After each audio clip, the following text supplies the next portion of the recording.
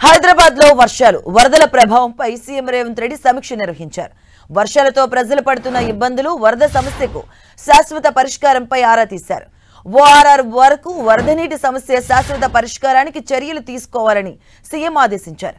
ఇక వరద నీరంతా మూసీకి చేరేలా ప్రణాళికలు సిద్ధం చేయాలన్నారు.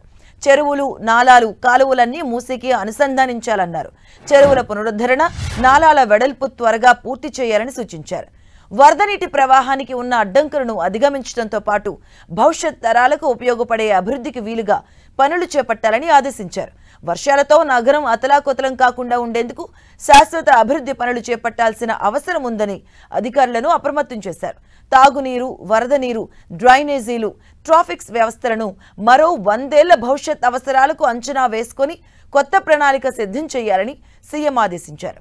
హైదరాబాద్ లో ఒకేసారి వర్షం పడడంతో ఇబ్బందికర పరిస్థితులు తలెత్తుతున్నాయి.